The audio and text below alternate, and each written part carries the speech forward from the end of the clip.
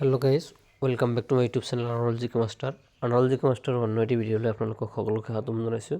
আজি আপোনালোকক দেখাম এটা ইম্পৰ্টেণ্ট টপিক বা গুৰুত্বপূৰ্ণ বিষয়। সেই বিষয়টো হৈছে যে কোনটো হাইকোৰ্ট কিমান চনত স্থাপন কৰা হৈছিল সেইটো আপোনালোকক দেখাম। তো বলক ভিডিঅ'টো আৰম্ভ কৰোঁ। আপোনালোকে সম্পূৰ্ণৰূপে চাব, অকণো স্কিপ নকৰাকৈ চাব। Formation of high courts Bombay 1862। বম্বেৰ হাইকোৰ্টটো কিমান চনত হৈছিল? 1862 চনত হৈছিল। কলকাতা 1862। কলকাতা হাইকোৰ্টটো কিমান চনত হৈছিল? 1862 হৈছিল। মাদ্ৰাছ 1862, এইটো ছেম চনতেই হৈছিল। আৰু আছে কি এলাহাবাদ 1866, এইটো 4 বছৰ পিছতহে হৈছে। এই তিনিটাতকৈ এইটো 4 বছৰ পিছত স্থাপন কৰা হৈছে। হায়দৰাবাদ কিমান চনত হৈছে? 1954।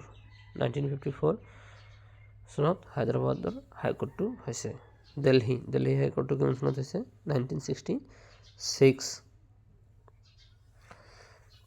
আৰু গুৱাহাটী হাইকোৰ্টটো কিমান চনত হৈছে? 1848। গুৱাহাটী হাইকোৰ্টটো চবতকৈ আগত হৈছে। তাৰপিছত কি হৈছে? কৰ্ণাটক হাইকোৰ্টটো কিমান চনত হৈছে? 1884। 1884 চনত কোনটো হাইকোৰ্ট হৈছে? কৰ্ণাটক হাইকোৰ্ট।